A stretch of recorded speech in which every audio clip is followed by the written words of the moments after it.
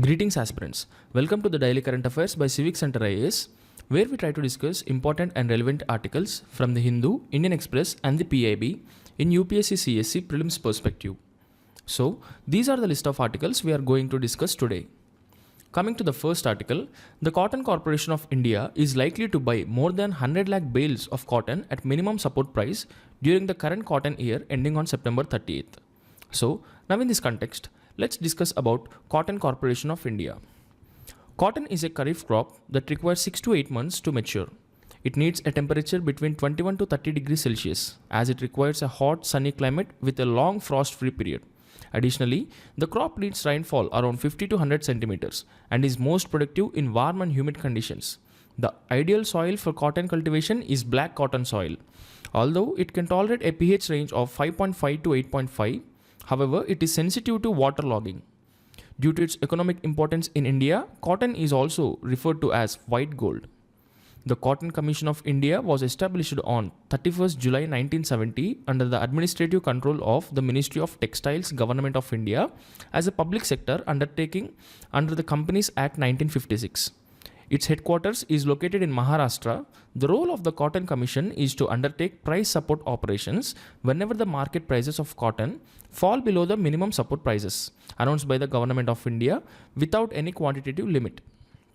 The minimum support price is the guaranteed amount paid to farmers when the government buys their produce. The minimum support price is determined based on the recommendations of the Commission for the Agricultural Costs and Prices, which considers various factors such as the cost of production, demand and supply, market price index, and intercrop price parity. The Commission for Agricultural Costs and Prices is an attached office of the Ministry of Agriculture and Farmers' Welfare. The Cabinet Committee on Economic Affairs, chaired by the Prime Minister of India, takes the final decisions and approves the levels of the minimum support prices. Under the minimum support price, the centre currently fixes MSPs for 23 farm commodities, which includes 7 cereals, which are paddy, wheat, maize, bajra, jowar, ragi and barley, and 5 pulses, which include chana, tur, urad, moong and masoor, and 7 oilseeds, which include rapeseed, mustard, groundnut, soya bean, sunflower, sesame, safflower and niger seed. Furthermore, 4 commercial crops which include cotton, sugarcane, copra and raw jute are also included based on the recommendations of the Commission for Agricultural Costs and Prices. Coming to the next article, net direct tax collection grew 14.69% to over 17.78 lakh crore so far this fiscal, government data showed. As per the data released by the Central Board of Direct Taxes, mop-up from net non-corporate taxes, which include mainly personal income tax, grew 21% year-on-year to about 9.48 lakh crores. So, now in this context, let's discuss about net direct tax. A direct tax is a tax that an individual or an organization pays directly to the entity that imposed it. It is considered as a progressive tax because those who earn less are taxed less, while those who earn more are taxed at higher rates. There are several types of direct taxes. One of the main types is income tax, where the Government of India determines various tax slabs based on an individual's age and earnings, which dictates the amount of income tax owed. Another type is wealth tax, which is paid annually and depends on property ownership and market value irrespective of income generation. Wealth tax must be paid by corporate taxpayers and Hindu undivided families and individuals based on their residential status. Estate tax, also referred to as an inheritance tax, and is calculated based on the value of the estate or assets left behind by an individual after their death. Corporate tax is another form of direct tax where domestic companies and foreign corporations earning income in India must pay tax on various earnings, including those from asset sales, technical services, dividends, royalties or interest surrounded or sourced in India. Corporate tax also encompasses other taxes such as securities transaction tax, dividend distribution tax, fringe benefits tax, and minimum alternate tax. Additionally, there is a capital gains tax which applies to income from asset sales or investments including farms, bonds, shares, businesses, art and homes. On the other hand, indirect taxes refers to taxes where the impact and incidence of tax fall on different persons or entities. For example, The indirect taxes are include excise duty, customs duty, sales taxes, service tax, goods and service tax, octroi and entry tax, toll tax and stamp duty. Coming to the next article, most of what we know about elephants' use of sounds to communicate comes from studies of African elephants. We don't know much about Asian elephants. The species is native to India and other tropical and subtropical forests of Asia. African and Asian elephants are entirely different species with unique habits, habitats and adaptations. So now in this context, let's discuss about the elephants. Elephants are considered as the natural heritage animal of India. They are regarded as a keystone species because they play a critical role in maintaining the balance and health of forest ecosystems. Asian elephants are found in 13 range countries across South and Southeast Asia. In India, their populations are fragmented into 4 regions: South, North, Central and Northeast. They prefer tropical deciduous forests, but are also found in evergreen and semi-arid thorn forests. The Asian elephant is the largest land mammal in Asia. It has smaller ears compared to African elephants and is highly sociable, forming groups of 6 to 7 related females led by the oldest female known as the matriarch. There are 3 subspecies of Asian elephants: the Indian elephant, which has the widest range and largest population, and the Sumatran elephant, found in Sumatra, the Sri Lankan elephant, the largest of 3 subspecies exclusive to Sri Lanka. In terms of conservation status, the Asian elephant is listed as an endangered species on the IUCN Red List, is included in Appendix 1 of CITES, and is protected under Schedule 1 of Wildlife Protection Act 1972 in India. On the other hand, African elephants are found across sub-Saharan Africa in savannas, grasslands and forests. They are the largest land animals on earth and are larger than Asian elephants, identifiable by their larger ears, while Asian elephants have smaller, rounded ears. African elephants also live in a matriarchal society led by the oldest and largest female in the group. Conservation-wise, the African savanna bush elephant is classified as an endangered on the IUCN Red List, while the African forest elephant is listed as critically endangered. They were previously classified together as vulnerable but are now listed separately due to genetic differences.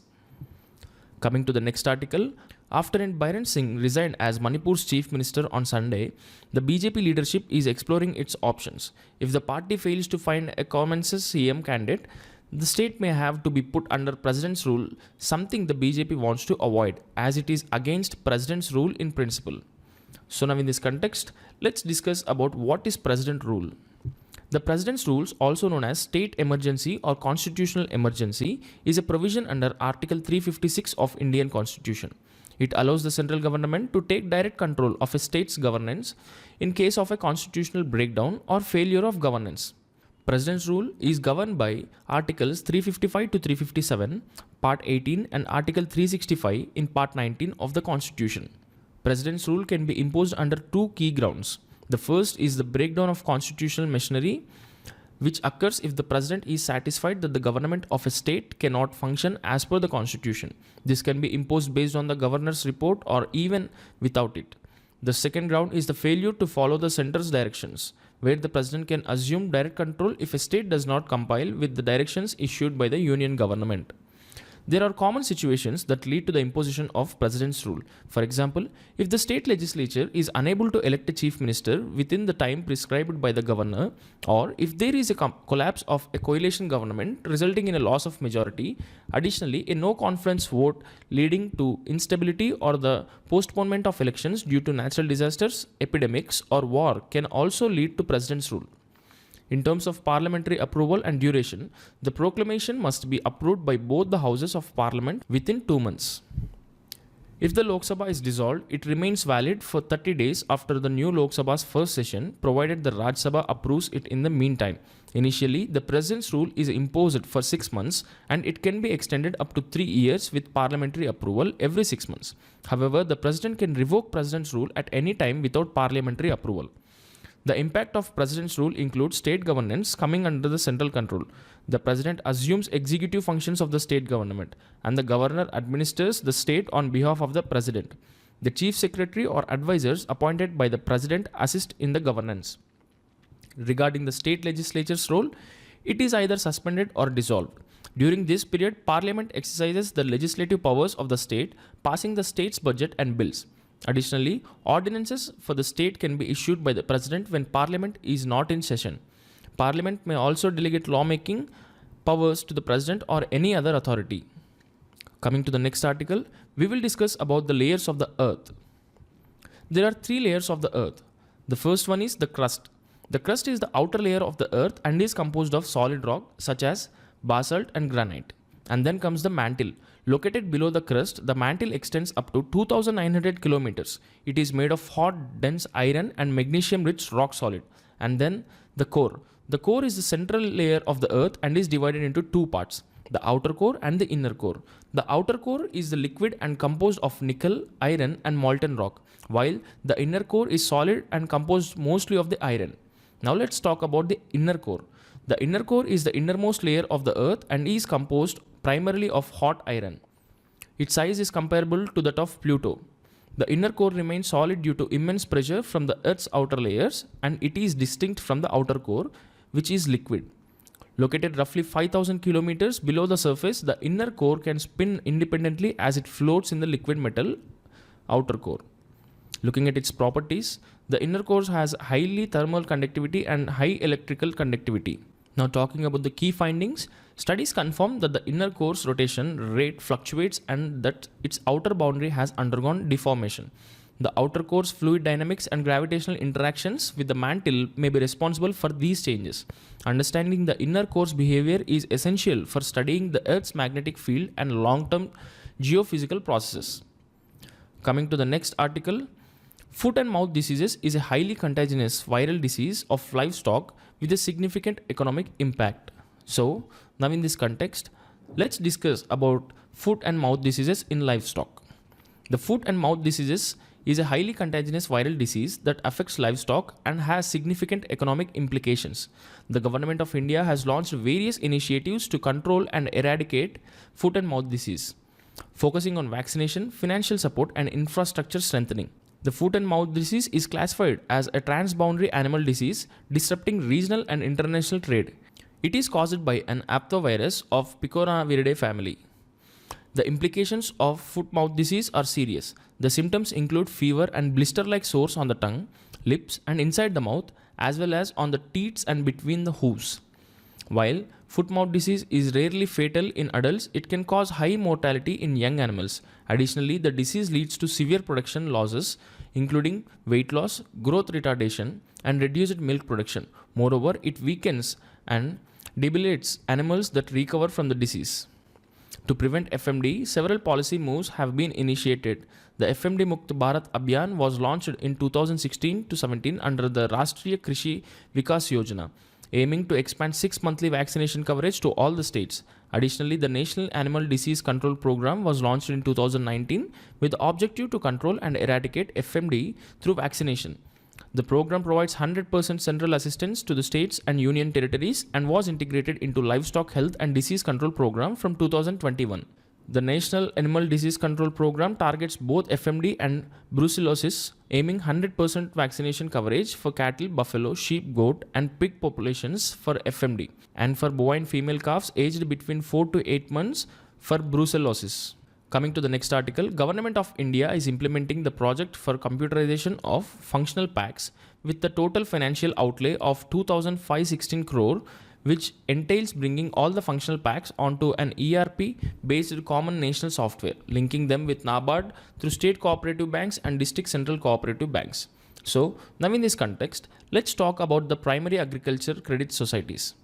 The primary agriculture credit societies are village-level cooperative credit societies that form the last link in the 3-tier cooperative credit structure in India.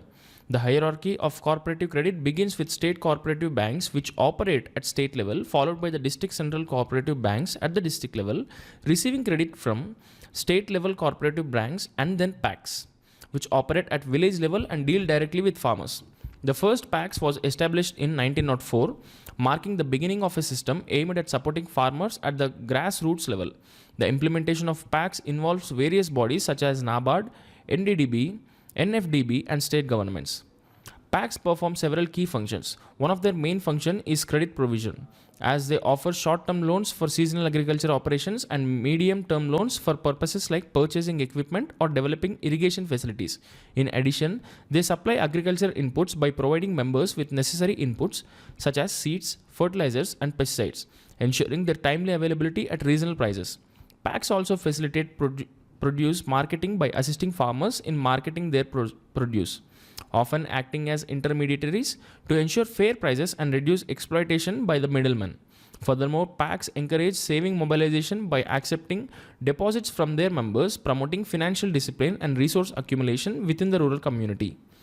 Coming to the next article, indigenous Shakti semiconductor chip developed by IIT Madras and ISRO. So now in this context, let's talk about the Shakti semiconductor chip.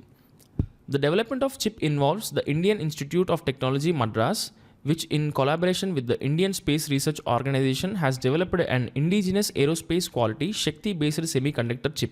This chip is backed by the Shakti microprocessor, which was developed under the Ministry of Electronics and Information Technologies, Digital India RISC-V initiative.